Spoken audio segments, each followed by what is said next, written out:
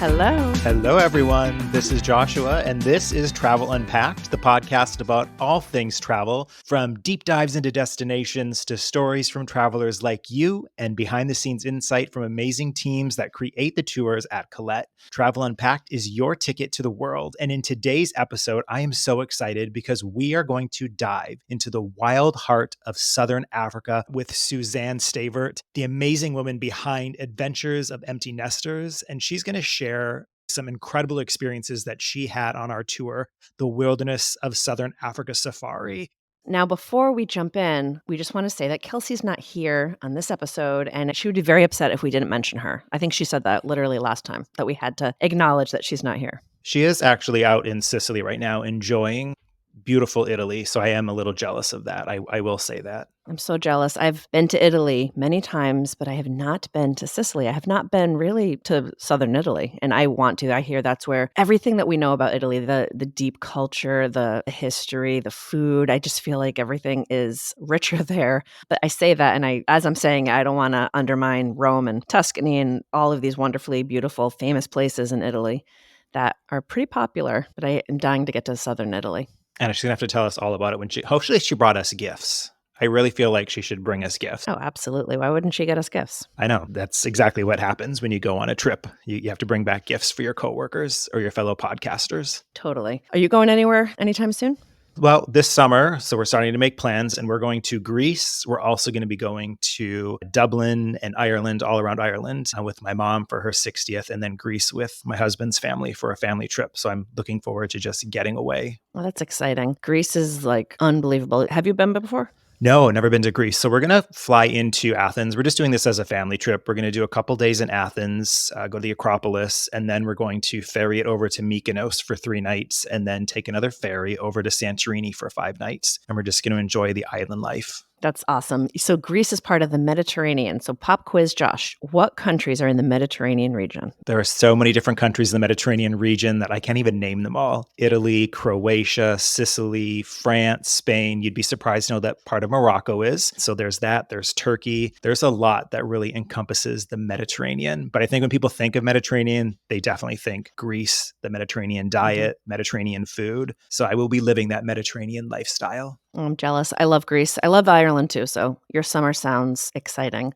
We're going in July on a family trip to Costa Rica. So I will be bringing all of my kids, all 4 of them, and they range in ages from 6 to 11. So we'll be going and ziplining and going to the coconut plantations, learning the history. I'm so excited. I was just looking at pictures and reading the itinerary yesterday, and it looks like paradise. And it's a place that really kind of gives meaning to that term ecotourism, just everything that they do in Costa Rica to create that Pura Vida lifestyle. It's so authentic. It is different there. Because sometimes you hear ecotourism and you think it's just sort of an industry movement, but really there are places that practice it and it affects every element of the experience. I'm excited for that, just to really disconnect. I think it'll be important for my kids to see a place that feels so natural and like it's part of something bigger. So I'm excited. I love Costa Rica. I love the pineapple plantations, going to the coffee plantations, seeing all of that. It's the freshest pineapple you'll ever have. I mean, you can't even explain how amazing it's going to be. And they cut it right up there for you. And it's just so good. It's so sweet and you're going to love it. I definitely want to go back. It's one place that I've been that I could just go back many times because there's so much to do. Are there coconut plantations or was I confusing it with pineapple plantations? I didn't want to say anything, but no, there's no coconut. I mean, maybe there is a coconut plantation. God. I was right when you said it. I'm like, no, it's the pineapple plantations. I had coconut water before in a smoothie and maybe it's just on my brain, but. I mean, maybe there's a coconut plantation that we just don't know about. Maybe that'll be what you'll find out when you go. I will find it. I will recommend that we add it to the tour. Add it to the tour. You're going to love it. I can't wait to hear about your kids zip lining. Oh, that's the best. It should be interesting. And the hanging bridges, I'm really excited for that. So Costa Rica's been on my bucket list. I know we talk about bucket lists a lot. Costa Rica's been on my bucket list for a very long time. And I know the theme of our episode today, we're going to be chatting with Suzanne about Southern Africa. That is such a bucket list destination for so many travelers. So Josh, what of the tours you're doing this summer, the Ireland and the Greece, are one of those like bucket list items for you? I mean, I think when I think of bucket list for me specifically, I do think of like South Africa. I think of those as like my big bucket list. I think Greece I'm excited about because because it's a country that I haven't been to. I've been to Ireland. I'm looking forward to it. We're going to have a great time because we're doing our small group exploration. So it's a lot of the off the beaten path places that I haven't been before, which I'm really excited about. But I think Greece is exciting because it adds another country to my big list of countries that I've gone to. But yeah, when I think of bucket list, I do think of South Africa, and that's a dream bucket list opportunity for me. Yeah, for most people, going on safari just doesn't really matter maybe where it is. It's that idea of going on a safari in Africa. That is a bucket list item for so many. So we'll have to chat with Suzanne soon because I'm sure this was something that she felt that way about. And just to see that kind of experience come to life, something that's just so different from your everyday life. I think for a lot of people, that is what the bucket list is. Because yeah, Europe, Italy, all these places I've been, I love them. But I tend to reserve the bucket list for things that feel really, really, really different from life as we know it, No, I agree. And when you think of an African safari too, I think one thing people don't realize is the tour that she went on, it's not just, safari by Jeep. You're safari by water. You're going on a walking safari. Like this is truly encompassing anything and everything you could possibly do to really see the big five or to get to see, all the wildlife in their natural habitat. It's truly amazing. And this is one of our top tours from an excellent standpoint. Just every traveler who's taken this tour just consistently, departure after departure, is ranking it so high. It's just, you're right. It's probably the diversity of the safari experience. It's the interactions with locals, all of these things that just make it so satisfying. And I'm hoping my husband listens to this because my dream is to go on an African safari. As I just said, it's my bucket list, but that is like a hard no for him. And he is an animal lover. And I mentioned it before. He's just a little afraid of the animals in Africa, where I'm like, bring them on. So maybe after listening to this, listening to Suzanne talk about her experience, he'll have a change of heart and he'll want to go with me. Or Or you could go with your best friend of 27 years. Has it been 27 years? I don't know. To Africa. I would love to go on safari. Okay, well, we can go. We can leave our husbands at home and we can go. Yes. We can celebrate our It'll 30th. be research. It will be our 30th. So Josh and I met doing theater in 1996, I think. Yeah, 96 or 97. Yeah. Yeah, doing the Who's Tommy in a Massachusetts community theater program. It's one of those things that just continues to be something that connects us, just getting obsessed with a show and sending each other songs. We do it probably every week. We send each other songs that we're listening to, and it's often Broadway. Often Broadway. And after a 9-year hiatus, I'm actually on the stage now in Cabaret in Massachusetts. So I decided to dust off the dancing shoes, even though I can't really dance, warm up those vocal cords. And, we're doing Cabaret now, running through May. I'm excited. Oh, that's so good. I'm going to New York City actually this week with my dad. We're going to a dinner there. So I'll be right in Times Square. I'll be around all the Broadway marquees and probably trying to plan my next trip to New York where I can actually go to a show. Maybe we'll go together. Now, there's so much to see in New York right now. So definitely let's plan that trip sooner rather than later. We'll do New York first, and then we'll go on safari in Africa without our husbands. We'll just say, listen, COVID got in the way of us celebrating our 20th year of friendship or our 25th, one of those big milestones. We couldn't do it. So we're owed a really big trip. We are. We're owed Africa. We are owed the elephants and the rhinos, I think. Yeah, although I could picture you throwing me off the safari vehicle if I annoy you too much. No comment. There's no comment. Maybe we'll see a moose. Maybe we'll see a moose. Well, does that mean that since Kelsey's not here, we're not going to have any trivia? No, we have to have trivia. I guess we can quiz each other because normally I love the competitive spirit between you two. So I do my best at hosting fun trivia for you guys to just hash it out. How about we do trivia to each other? We'll see how that goes. Trivia to each other. All right. And then Kelsey can listen and she can throw her answers out. All right. That sounds good. So in honor of the big five, I think there are 5 trivia questions that we have here. So how about I take it away and give you the first question and see if you can answer it. All right. All right. So big stakes here. Everyone knows that giraffes are the tallest mammals on Earth, but they also have an unexpected characteristic when it comes to their sleeping habits. How much do giraffes typically sleep per day, and how do they usually do it? Okay. I'm thinking because of their giant necks, they can't lay down because maybe they'd break their neck. So I'm going to guess that they sleep standing up and that they sleep for 20 hours a day. Standing up and sleeping 20 hours of the day. Well, you got part of it right. So giraffes only need 5 to 30 minutes of sleep in a 24-hour period. That's like me. Oh my God. I would be not able to function on 5 to 30 minutes of sleep a day. Maybe one day if it was a really bad day, but the long term, nobody would ever want to be around me. I think it's the koalas that sleep really the most. But the giraffes, I remember this is the reason why I think I knew this answer was because when you go to here, we have the spectacular Halloween adventure at Roger Williams where you go and you walk through all of the carved pumpkins, and the giraffes are usually up at night. They're still there and you can see them. So I think that's probably why I thought they didn't sleep. Not 5 to 30 minutes, but I figured they slept a short amount of time. And they often sleep standing up, but they have been known to bend their neck back and rest their head on their rump while lying down. Okay, follow-up question. Why do we call it cat naps if cats sleep all day? They sleep all day. When you take a cat nap, it's usually like referring to a quick little, just going to shut my eyes for a minute. It should be called a giraffe nap. Just going to throw that out there, see if that picks up steam. Hashtag giraffe nap. Hashtag giraffe nap. I wish I could bend my head all the way back to my rump and lie down, but that's a visual. That is something you don't see on safari. Definitely not. All right, your turn. Which animal is often referred to as the orchestra of the animal kingdom because of its wide variety of vocalizations? Ooh, the orchestra. This is a hard one. There are so many different sounds with all the I'm trying to think of like the Lion King. What was the bird in the Lion King? Zazu. What was he, like a toucan or something? I don't know. I was going to say parrot, but yeah, you're probably... Yeah, we'll just say a toucan. I don't think that was him, but...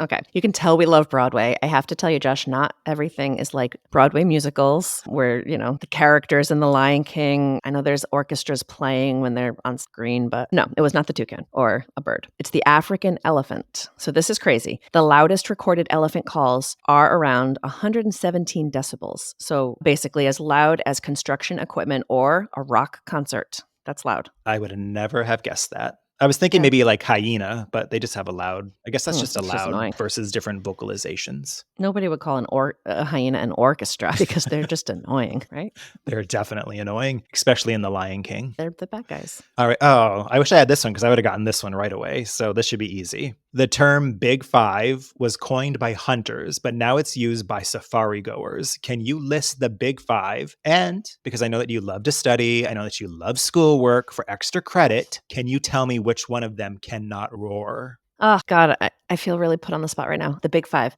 Okay, lions, hippos, rhinos, tigers. I don't think there's tigers in Africa. Fine. Take that one away. I was just thinking Wizard of Oz. Lions, tigers, bears. No. Oh, my. Lions, hippos, rhinos. Well, hippos isn't there either, so you only have 2. Okay. Lions, rhinos. I wonder if Kelsey's available for you to phone a friend, because I feel like she could get this. No, she'll say moose. There's no moose. Okay. Do you want me to? No. Just give me a hint. I mean, I gave you 5. That's a hint. The Big Five. They're big. One of them we talked about earlier. All right. The rhinos are the ones that can't roar. Let's just say that. I'll get the extra credit. Yes, the rhinos are the ones that cannot roar. Yes, see, I got the extra credit. All right, what are the other 3? What am I missing? It's going to be really obvious. Okay, it is the lion, it is the leopard, not the tiger. Cheetah. Not the cheetah, it is the rhinoceros, it is the elephant, and it's the water buffalo. Should have gotten the elephant. It was the question before. I don't know why you didn't get the elephant. Like, that's like... They're the orchestra. They are the orchestra.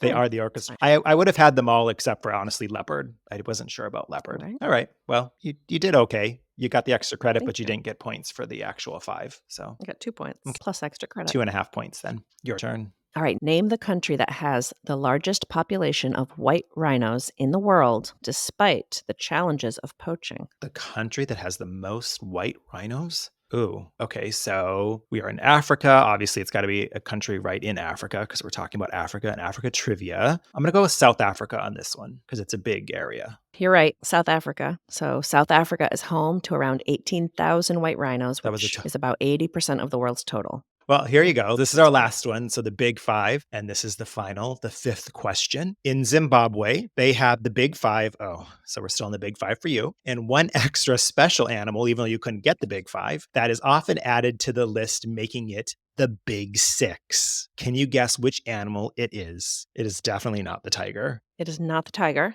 A cheetah. No. Okay, well, that was a good guess. It is the African wild dog, which I didn't even know about. Okay, I never would have guessed that. I didn't. It's not going to be obvious, but I write about Africa a lot for work. Well, now you know that they are amongst the most successful hunters in Africa with a success rate in hunts of about 80%. They're also incredibly elusive on safaris and are considered one of Africa's most endangered predators due to their habitat fragmentation and human conflict. We'll have to ask Suzanne if she saw that on safari. I need us to look at a picture too, because I have no I idea what know. an African wild dog looks like. I Yeah. wonder if it's like a hyena. Yeah, I'm picturing a wolf type dog. Ooh, I can see that too. Yeah. Oh, did you learn anything besides the African wild dog today? Yes, that my memory is not good because I've written about the big 5 more times than it would seem based on my answer. Yeah. So I think Um, yeah. definitely you now know that tigers aren't a part of the safari and that coconut plantations aren't a Mhm. part of our tropical Costa Rica or our Costa Rica World of Nature tour. We've learned all these things. Our listeners have learned all these things I knew, just forgot. So, ladies and gentlemen, I'm excited because we are going to dive into Southern Africa with Suzanne Stavert, and she's going to share the incredible experiences she had on our tour, The Wilderness of Southern Africa Safari. Strap in, grab your binoculars, and prepare to be transported on an African adventure like no other. Here we go. Suzanne, welcome. Thank Hi. you. Thank you. Thank you so much. I'm so happy to be here. I'm so happy to talk about Africa to anyone who will listen. We are We're definitely going to listen. Yeah. You were just telling us that you were on a Collette Japan tour, right? And another traveler was going on and on about Yes. their Africa tour. And did that like motivate you to think about adding it to your list, or was it already on your list? Well, to be honest, it kind of planted the seed. Her name was Suzanne, also, as I recall. I see. And when travelers go on tours and you all talk, what was your favorite thing or where have you been? Because you really want to take notes from other travelers. But to be honest, I have wanted to go on safari for a really long time. I think African safari, those types of tours just are on people's bucket list and they sometimes feel a little out of reach. So, what made you want to take this trip with Colette? That's a very good point. And what I tell people now is don't wait. Honestly, this is going to sound funny, but it's not just for old people. It is for everyone. It is incredible. Young, old, everyone. We loved it so much. And I can speak for my husband as well. We absolutely had the time of our lives. It's interesting though, as you get older, you do start to make a mental bucket list. And I'm not really a fan of the word bucket list as much as I am an adventure list. Like, what's on your adventure list? Ooh, I love that. How do you go find adventure? Because really, the opposite is you're going to, quote, kick the bucket and you need to do these things before you die. And I have no intention of dying anytime soon. And I just want to find adventure. And that's actually been my moniker when I started my blog, Adventures of Empty Nesters, 11 years ago, was really to encourage everyone to go find adventure. And what better way to find adventure than to go on a tour with Collette in Africa? I'm sorry, it's just mic drop, right? It's insane. What I love about this adventure too is we were talking about it earlier. It's not just safari by Jeep, but you have the water safari, you have the walking safari, and you really did everything. We did, and we were all, I'm no pun intended, game for it. We totally were. Everyone was just like, "Bring it. What do you wanna do today? Okay." And, you had asked me earlier, why did I wanna go with Colette? The by water part really interested me because I didn't quite understand the significance of being on safari on the water. You start at the very beginning. So, yes, later on in the trip, you go to Lake Kariba, and we can talk about that later, but you begin in Chobe and you're on the river. You're on Chobe River. I did not understand, when you go to Africa, you learn so much about the people and about the country and about so many things. But the significance of water and wild animals it is super important. That's where they all go to drink. So that's where you get these incredible views. You guys, every day was like, this is the best day of my life. No, the next day, this is the best day of my life. It was one of those kind of adventures. And we're on this boat, and you can get within feet safely to see the Cape buffalo, hippopotamus, elephants. My videos look like I am literally next to these wild animals. The water is significant. And that's why I think this tour kind of sets itself apart, is this water part.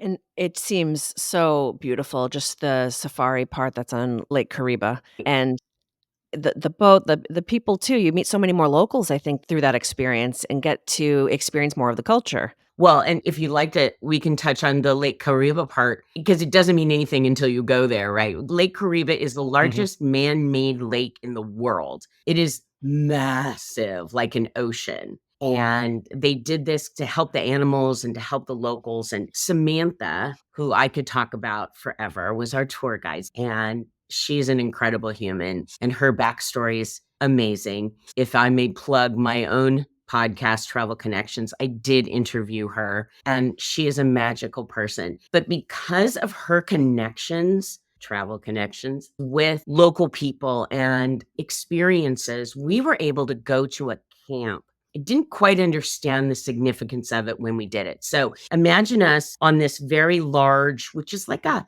houseboat. And I think it had maybe 14 bedrooms or something like that. It's not super big. It's not like an ocean liner or anything. It's very intimate, and everyone had their own little cabins and stuff. Not super luxurious, but just what you need. So then you would get on another boat. I think they called them a skip boat. And it was just enough for all of us. So I want to say total with crew and everybody, it was like 17 people. I might have my numbers off just a little, but we were a small exploration group. It was so dreamy. Oh my gosh, it's so dreamy. That's the best So too. You get to know everybody really well. you do it as much as you want to. I think it's good for everyone.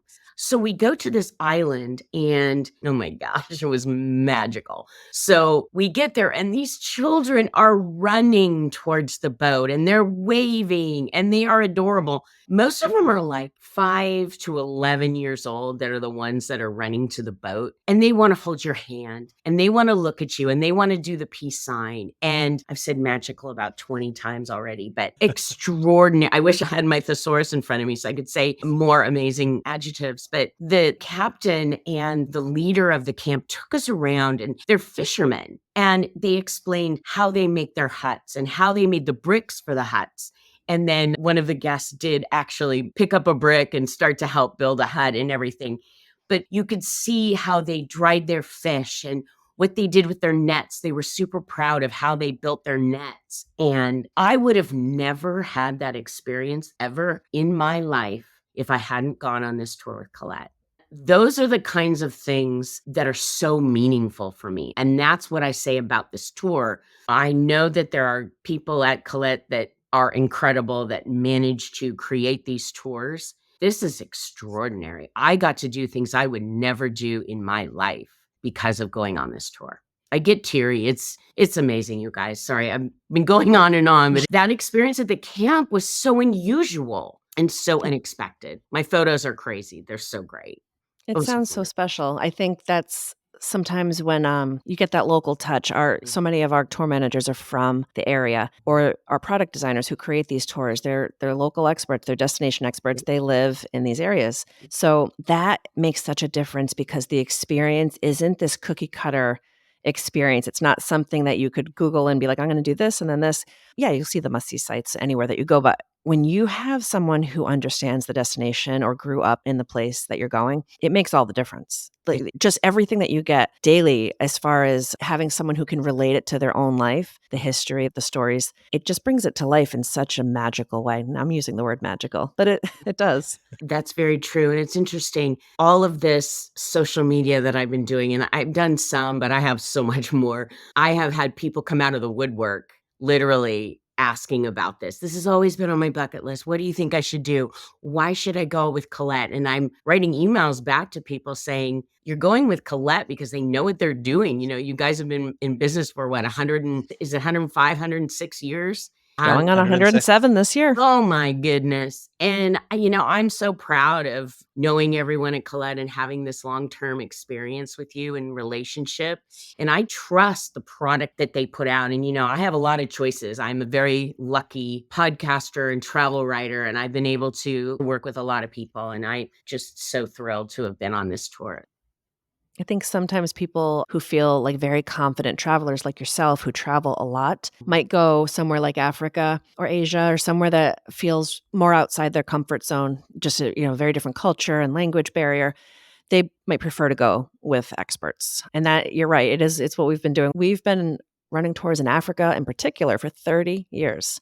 So we've been operating for 107 or going on 107. But yeah, it's been 30 years, 3 decades of operating in tours in Africa. So you learn a thing or two along the way that you can help a traveler's experience. Well, that's true. And, that's what I like about small group experiences and small group tours. Before I'd been on my first one with Collette, I'd never been on one. I've kind of felt like, well, I know better, right? And I can put my own travel together. And the first time when I went on the Japan tour, I was blown away. I loved getting up in the morning and have someone else worry about everything instead of me having to do that. And so with Africa, I didn't know the first thing about putting a tour together for myself. And that's why you go to the experts.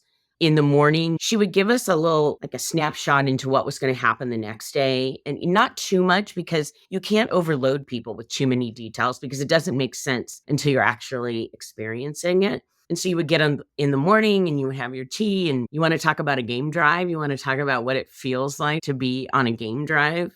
That's what I've been waiting to know about the Okay. game and the animals. Like, that's what Yeah. I'm so Oh my excited gosh. about. Well, it's interesting. So I'm going through the memory in my head as I tell you this. So we're at Chobe National Park, and we get up and they bring you tea and little biscuits in the morning, and you have these Jeeps that are sitting out, and I really didn't know what type of Jeep we would be in. And there's a ride at Disneyland in California called Indiana Jones. And you get in this Jeep, and the Jeep jiggles and moves around and has these seats, these elevated seats. And I'll be darned if we weren't in the same kind of Jeep as Indiana Jones. I was like, this is the coolest thing. 100%.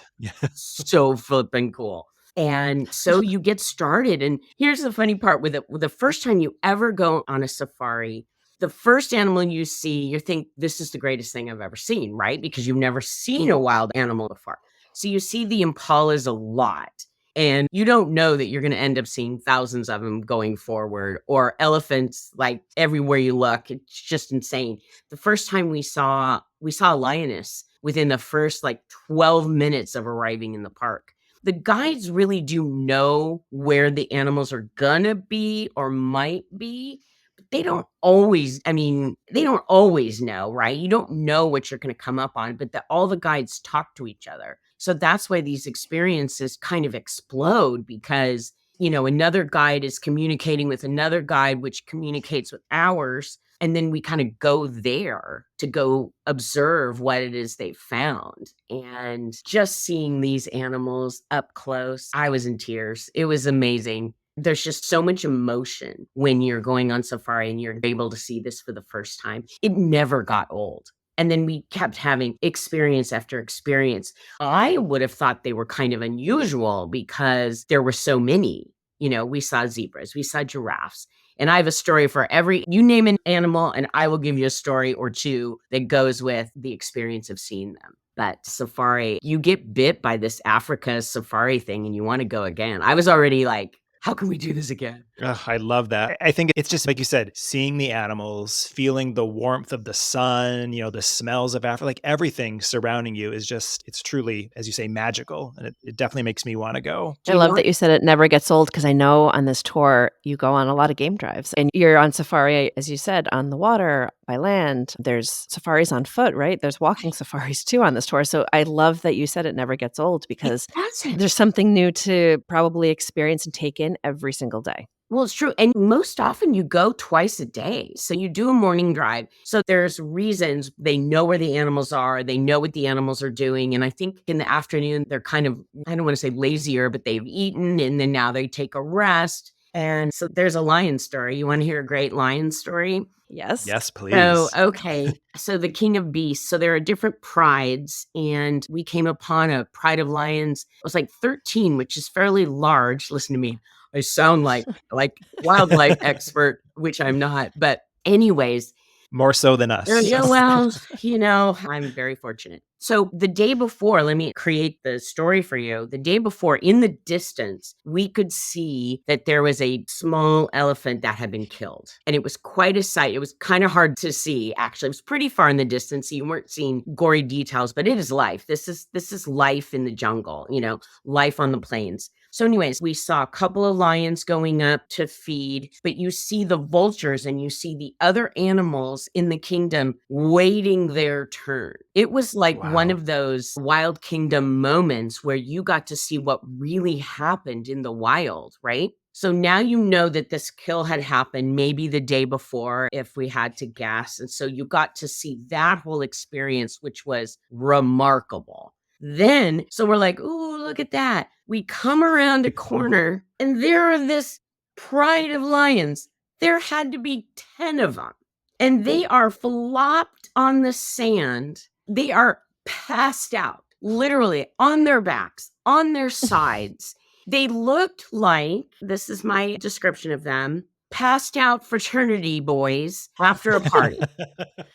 They are literally flopped everywhere. There, couple of them are hanging on each other, couple of them are on their backs. Kind of like the older ones are kind of tucked back underneath the shade, but I'd never seen anything like it in my life. So, Oh my God. and you can't even forecast that, you guys. Come on. You can't No. No, not at forecast all. that you're going to see that. But that's what going on safari is. And I have 10 stories behind that that are just as good as that one. That's how cool it is. It's interesting. I think when you think of going on tour, there's a lot of curated experiences. We're going to have a tour through the Sydney Opera House and Right. go behind the scenes. And like, there's some really wonderfully cool things you'll do everywhere in the Of course. world. But I think what tends to stay with people is exactly what you're saying, that unscripted stuff, the stuff that's not perfect. It's not, The Lion King. We were talking about that earlier. I It's know. not The Lion King. This is the reality. Yeah. And that you can't plan it. You wouldn't have expected it or forecasted it. Like you No. said, it's just, this is life in the jungle. It wasn't, and you're in a Jeep. The way it worked out for us, there was about 6 people and a driver. So we had our little posse of people that are in our Jeep and we're watching, and everyone is silent because you can't freaking believe what you are seeing, right? And I love to hear my husband tell this story because he is a city guy. He is not a let's go to nature and walk through the forest kind of guy. I bet he loved it. He loved it so much. Yeah, I interviewed him in the first episode of my podcast on Africa on purpose because I thought it was really interesting to hear from someone who isn't necessarily the prime candidate for going on safari. And he absolutely loved it. But you guys, the safari experiences were every day, twice a day. And then in the afternoon, you're going to see something different. You're going to see a sunset. And I'm jumping all over for these experiences. I hope that's okay. But, sometimes there were gin and tonics waiting for you in the bush. And it was like, what? That's a curated experience, but that's about the coolest thing that I've experienced as far as a cocktail goes. There was one moment that we saw in a video too, and I wanted you to touch upon it because it's just, to me, that's another one of those like wow moments, is when the elephants came right up to the hotel that you were at and drank from the pool. Can you explain like how that made you feel and really how that came about? I would love to. It is what I have now called the greatest travel moment of my life. I can't say it's the greatest moment of my life because I have children and grandchildren and stuff like that, but it is truly the greatest travel moment of my life. So we are at Iganyana, which is the luxury tented camp, which I love to talk about because they do an incredible job. So imagine this, you get off a small plane and you get in these Jeeps and the Jeeps take you to the camp.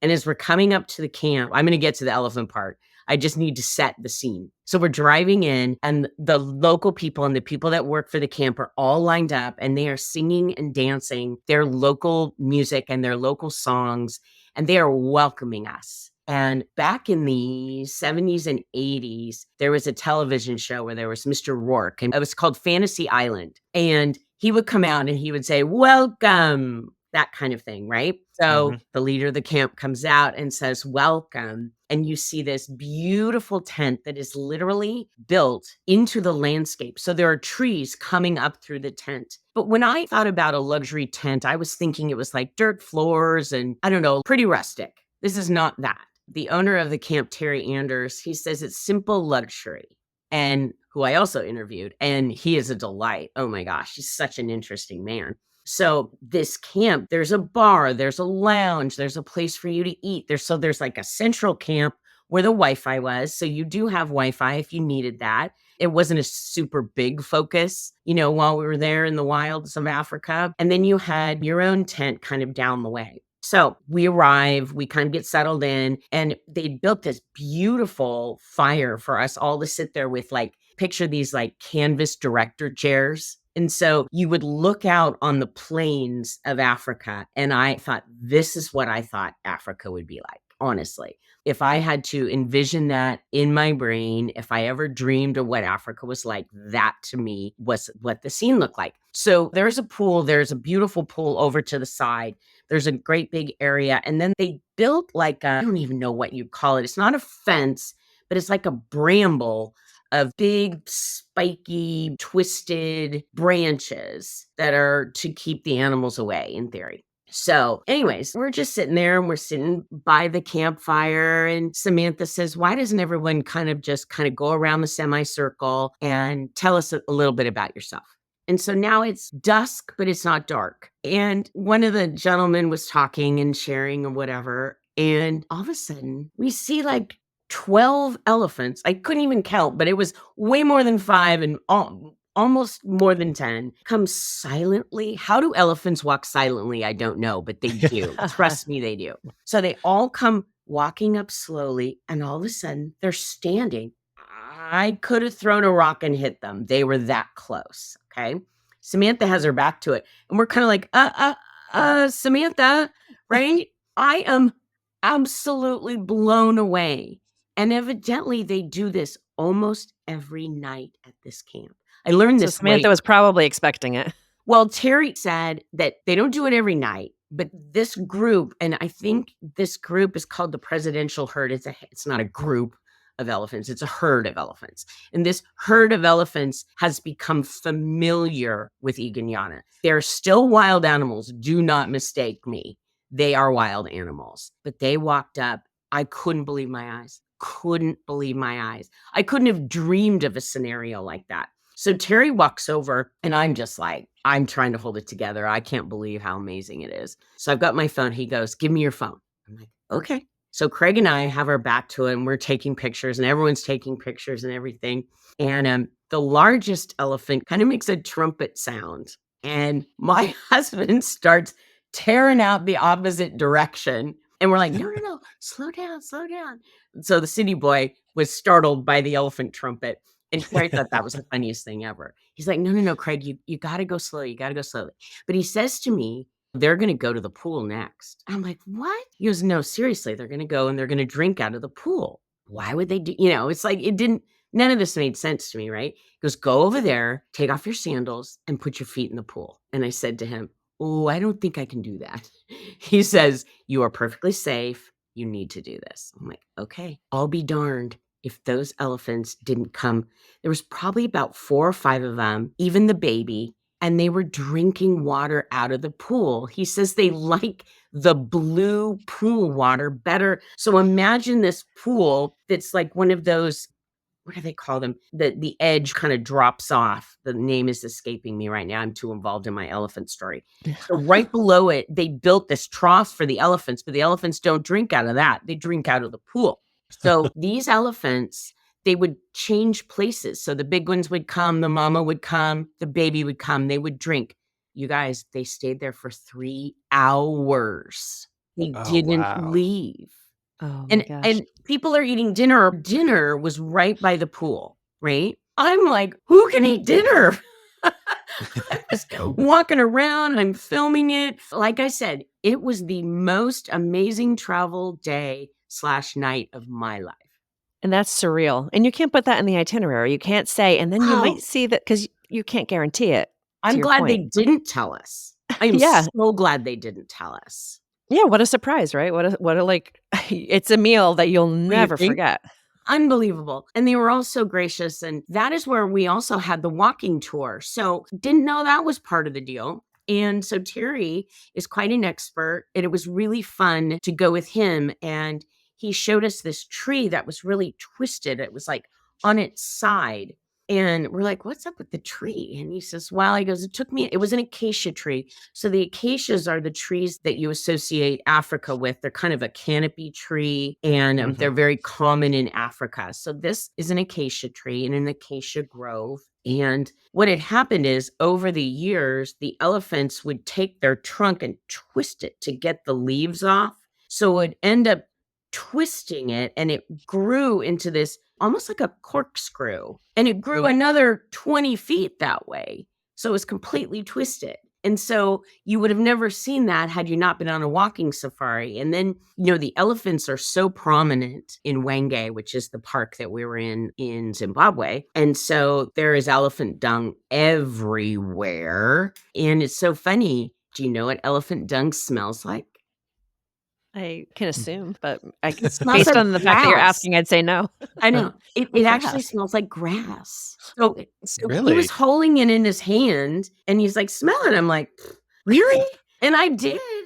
Princess Suzanne is smelling grassy elephant dung and it smells like grass. They don't really break it down that much. And so this is part of what we learned about conservation and the importance of the elephants and their dung and their seeds, the seeds that of all the grasses, that they eat get spread out all along the plain. And so that's how new growth happens because of the elephants doing their business. An important part you just said there is, you learned that while you were on that walking tour. And I think that's so important for people when they think of guided travel, all the things you can learn that you maybe wouldn't be able to learn on your own Never. just by going on your own. Never. And we just listened. There was an elephant that had died during the pandemic. I want to say like in late 2021, and it was a female. And we're like all sad and everything. And the skull is there with a few bones. Well, they don't move them. They leave them there. And when the elephants come by the other herds, they pay their respects to the skull that's laying there. It's quite amazing. And he was describing it to us. We did not see that particular thing, but he talked a lot about this, and he showed us the skull and he just explained so many things about elephants and how important they are to Africa, that it was all part of it. And his passion for conservation and the importance, let me touch on this, which, I don't think I understand. Tourism's really important for the local economy, which is kind of a given. We know that, right? But to Africa, it is vital that people go and visit in order to save Africa, because what it does is it provides funds for the water so they can help bring water to these animals who would die without the intervention of humans to bring them water. These are just things that I never really thought about before going on this tour. And it just, as I've said before, it absolutely changed my life going there on this tour. Absolutely, 100%. When you talk about the experience, it just makes me think of sort of an untouched part of the world. Not everywhere you go feels that way, because you saying that they'll leave the skull. We're in an age where things, become exhibits in museums and we study them. And that's important. Mhm. It's an important part of preservation, and studying these remains is an important part of just evolutionary understanding. But to know that there's still this place where it's just left alone, that's just the way of things. That's just how in that world things take care of themselves, and that animals are paying respect to those remains. Like, it's so powerful. Just what you're saying, it just feels like this very untouched place. It's so interesting. Africa is unspoiled, but that's the Africa that Collette showed us. Don't forget, that's a big distinction with this tour. It's real. And I love that part of this tour. There were so many details and things we got to experience and see that I never knew existed. So there's something called the Big Five, which is the lion, the elephant, the Cape buffalo, the rhinos, and the leopards. And we did not see a rhino while we were there. Rhinos are hard to find. Unfortunately, there are people that have been killing them a lot. So those are much harder to find. But the Cape buffalo are interesting. I didn't really know about the Cape buffalo till I went to Africa. And they are an unusual looking beast. The males have these horns that look like someone parted their horn in the middle and then have these really large, twisty horns that come out of their head. They are the most dangerous, and they look like you've stolen something from them. They have this face, this mean face. And we were in a Jeep and we saw a herd of Cape buffalo. We kind of came upon them and they were kind of traveling from east to west in front of us. And there wasn't 100, there was 600 or 1,000. I mean, there were a lot of Cape buffalo. And it was quite a sight to see when they're pretty far away. But when they stop and then they look at you, like, what are you going to do? And we're like, so I was a little bit nervous. Our guide was kind of like, And he's talking to us. So I was watching his behavior to know whether I should be scared or not. He was not scared in the slightest. He knew exactly what they were going to do. But what was interesting is that they needed to cross our path in order for us to go forward. Either they needed to go or we needed to hightail it through the herd of Cape buffalo. So we kind of eked our way along, and they would go to run and they would stop because they saw us and they were afraid of us. So then they would go to run and then they would stop again. And so what ended up happening is we went through the Cape buffalo herd while they watched us as they went by, like they were sitting at the bus stop watching us go by. It was quite remarkable. I can't even, you can't even picture that. Like that, those are the moments that you have that you can't even, I mean, you describe it so beautifully, but that's just. Well, thank you. I wish I could have phoned you during trivia. We did some trivia before you came on about the Big Yes. Five, and I failed to name all Failed five. miserably. I know. And then there's the Big Six. Suzanne, totally separate question, but do you know Yes. what the sixth is? The Big Six?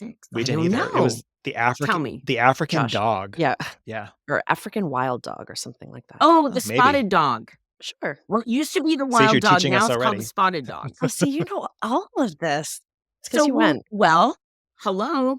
'Cause you Collette went. did this with me. We went to the Spotted Dog Sanctuary in Zimbabwe, and that was quite remarkable. So they're kind of scary looking. They look almost like a hyena. We did see one or two hyenas, by the way. No, they're which not. are not the prettiest animals in the world. Spotted dog is pretty. It looks like a German Shepherd kind of with spots all over it. And they're known for like coming in and scavenging at the end. And so they had kind of a bad reputation. So someone had the brilliant idea to kind of remarket them. And now they became the spotted dogs. And so now everyone's saving them, which is really awesome. So the spotted dog, it's beautiful. And I have a little carving of a spotted dog that they burned the wood with the little spots on it. It's really cool. That is the symbol of Eganyaner Luxury Tented Camp is the Oh. spotted dog. So if you go on their website, you can see a lot more information on the spotted dog. See, you not only knew the trivia answer, you had all the I did follow-up not. information about it. I loved Africa. Did you notice? I could have phoned a friend. So when you were talking about the spotted dog, you mentioned that it was the symbol of the tented camp that we stay at on tour. So Yes. the luxury tented camp, a lot of people ask us about that. Can you explain what the experience was there? I think I might have mentioned before that I had envisioned like dirt floors and things like that. It's not like that. There's a cement foundation. So the actual canvas comes right down to the cement foundation and it's all netted and everything. And there's a fan and there's like a sliding glass door on the front. There's a bathroom inside. So it's like you feel like you're outdoors, but it's indoors. And I really thought that was cool. It was very cleverly designed. Many of the tents had literal trees that grew up through them. So when they built the tents, they left the trees where they were in nature and then just built the tent around them. The food there was really good. We haven't talked food, and I love food. The food at the luxury tented camp was excellent. They cooked on what I would consider fairly primitive wood stove where it's literally wood beneath it, a big kind of flat top. And then they just fed it with wood. I mean, they don't have a lot of utilities out there. It's in the middle of nowhere. So they had this flat top. And oh my gosh, one time we had pizza. They made beautiful salads and grain salads. They made scones. They made tea for us in the afternoon, like a high tea, but with scones and fruit. And oh my gosh, it was just delightful. And plenty of gin and tonics and ice cold water and sunsets that just make you cry because they're so beautiful. That sounds great. The food sounds, to your point, very unexpected. You're in the middle of nowhere. There aren't a lot of utilities. I imagine you didn't expect any of that. And it sounds like they welcomed you to their home and in high style. They were proud. They were so proud to share their Africa with us. And I loved that. I thought that was so moving. And my heart was so touched by the people that we met. They sincerely wanted to show you where they were from, what they did. When we were in Victoria Falls, another experience, we went to lunch in a woman's home that had been arranged for us. Who gets to do it? It just doesn't happen. And so all of those extra layers, those experiences were perfect for me, right? For this kind of traveler, because I really think someone asked me like, why do you travel? Well, because it enlarges my heart. It adds to my life. It's not really so much Oh, I got to see that building in that particular destination, but it's the people when they really want to bring you into their culture and they want to share what they do. I just think travel can bring the world closer together, and I think more people should do it. Yeah, I do too. And I think that's just so important, as you mentioned, the wildlife that you saw, it's those experiences, but it's the people. It's the people that you remember. It's the tour manager that brought you there. It's the home hosted meal that you had with the wonderful family. And I think that's one of the reasons why I love to travel too, because you get to connect with people that maybe you wouldn't normally connect with back at home. And you get to bring their stories home and share them with your friends and family. No, it's true. And I ended my conversations on my podcast with like, what can we do for you? And they're just share Africa, tell more people about it. And that's how I feel. It's like anybody who wants to hear about it, I'm happy to sit down and talk to them about it because I am authentically happy because and better for going on this tour every day. You're getting up early, guys. You're getting up at 6 o'clock in the morning. This is not for the weak, I'll tell you. And when I mean weak, I mean like the difficult person. You got to roll with things. This is Africa. You need to roll with things and you need to embrace everything that they offer you every day. What are the top three, and you can only choose three, what are the top three reasons someone should take an African safari right now? I'm sure you can give plenty. Okay. You will be forever changed. No question in my mind. If you want to enhance your life, go to Africa. I would say the animals probably to experience seeing these wild animals unlike anything you've ever seen before or have access to. That would be two. Gosh, the list is so long. Get out of your comfort zone. Go find adventure. Life is short, people. We need to get out there and see the world and experience what is out there. I would say really to get out of your comfort zone. And instead of worrying about, oh, is it going to be like this? And oh, is it going to be like that? I say just go for it. Find adventure. Do it. And don't wait. I can't stress that enough. And people are saying, oh, it's on my list. It's on my list. But now what I'm finding is they're moving off that list and actually taking action because I'm hearing from my audience saying, I've been thinking about this. And then I saw your video and I thought, I could do that. I'm like, heck yeah, you can do it. Anyone can do this. It's amazing. I could talk to you for hours, just listen to you. I have questions, but I don't. You're so sweet. Well, one of the things I stressed about before going on is what to pack, what to bring, right? I really did stress about that because I thought I'm so far away. If I don't have it and I need it, I'm out of luck. There's no general store in You really don't need the as much plains. as you think. I know, the little travel store. I brought too many clothes. I brought too many things. You can rewear things a lot and you layer. So like if you wear a t-shirt and then you wear the long sleeve shirt over it. I did a lot of purchasing on REI and on Amazon. I'm actually going to put together a store on my website, an Amazon store to like make suggestions of things. I think my hat was fantastic. It's kind of a safari hat and you could tie it under your chin. I really loved that. You have to wear green clothes. You cannot wear camouflage, by the way, which was new information to me. It connotes like military. And so they frown upon that. They prefer you not wearing camouflage. Sunscreen, rain jacket, like a poncho-y kind of rain jacket thing is super valuable. You don't need a lot.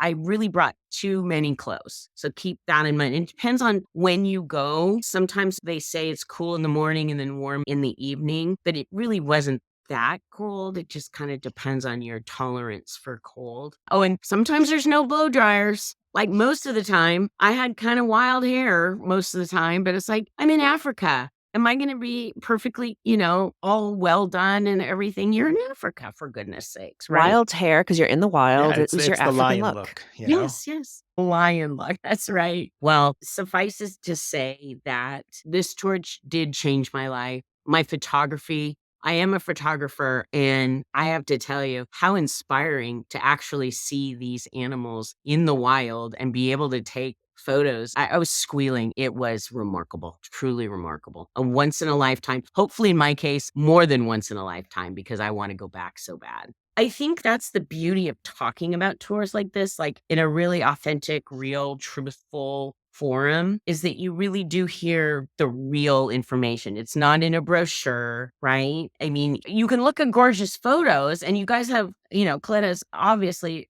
gorgeous photos, but how nice for you guys to be able to talk about tours and talk about travel in such a way that people can really like drink it in and listen to the details of a tour. I think it's brilliant. I love podcasting. Do you guys enjoy it? Yeah, it's just what you said. Like we talked to some of our tour designers and travelers like you. And so an episode like this, our designer for Africa, this would be the highlight of his year because your experience is exactly why our team does what they do. To hear that feedback, and on the flip side, if something's not working, they are quick to say, okay, well, let's get in there and change it. And something could be changed the next day for the next departure. So the team is so passionate. So to hear your enthusiasm, it just I means the know. world. Well, and I want to give them all a gift because they created this just masterpiece of a tour. And I hope Collette does it for a really long time because more and more people need to experience this for sure. Yeah, I think a tour like that can, you said it's life-changing, and I think it can offer a lot of perspective when you go back home. Oh my gosh, yes. I am forever changed. There's no question in my mind. I am not the same person. You should see all the Africa. I have like an Africa altar in my house because what ends up happening is the locals there, they need ways to make money. And so they carve bulls and they carve animals. And so it's very common to see these beautiful carvings. And my husband just cracked up because we're wrapping them all. And I brought home my whole Africa altar and I have it in one spot and have everything there. And it just reminds me every day of how grateful I was to have had that experience. I'm so happy you were able to share that experience with us. Thank you. I'm thrilled to have been asked and to be on the tour. So, what do you have coming up that you're excited about? I'm personally doing some great tours, but guess what? I am going to South I'm so America with excited. Collette. Oh, awesome. Where are you going? Well, I don't know the particulars, but we're starting Buenos Aires and we go to Patagonia. Our Patagonia tour. Oh, I know. Oh my gosh. Oh my gosh. I know. And there is a There boat is. involved on Mhm. this tour as well. My And gosh. so that was also an adventure bucket list for me. Absolutely. 100%. Adventure list. It is Yeah. on my adventure list, and I am so excited to do this all over again with Collette because I don't know, we keep building on this. I don't know where there is to go after these 2 tours, but yes, I will be heading to South America. That's going to be Ugh. amazing. I mean, we've That- been talking about that. That's one on our Mm. adventure list because we talk about it often. And it's just, you're going to be blown away on that one too, in a totally different type of feeling, I in a know. different way. Well, that's what I'm hoping is I'm hoping that by us going on these things, it kind of nudges people like, oh, I think it's time. I think it's time. And I think sometimes people just need a little nudge. And I'm happy to be that person to go ahead and suffer to travel these places and share No, them. Somebody's got to do it. we love you here. We love Someone's you here, gotta Collette. do We it. love you on Yeah. tour, and you're so fun to talk to, and you're fun with the camera and everything. That's so wonderful. Well, thank you. Well, I want to thank you so much for joining us, for sharing your stories, your amazing insight. Like I said earlier, we could talk for hours. I feel like we didn't even scratch the surface because there's just so much that you could talk about. But, I know you have your podcast and you have a lot of great stories yourself. So can you just tell our listeners where they can follow you and your journeys on social and your blog? So my website is adventuresofemptynesters.com. And at the top of the homepage is my podcast, Travel Connections. You can listen to Travel Connections anywhere on Apple, Spotify, iHeartRadio, wherever you listen to podcasts, you can find me there. I'm on Pinterest at Suzanne Stavert, Instagram at Suzanne Stavert, Facebook at Adventures of Empty Nesters. You can find me, and I hope you come visit and let me know what you're doing. I love to know what people are doing out there. So please Yes, come definitely go me. visit I love her, it. and you can hear all the great stories that she has with Africa and all of her adventures with Collette and outside of Collette too, because you are a traveler, you love traveling, and we love following along. So everybody, thank you so much for joining us. And at the end of every episode, we always like to tell our travelers what to pack. So don't forget to pack your bucket hat, your safari hat, and definitely try to pack less when you go on an African safari. Exactly. Thank you, everyone. Thank you.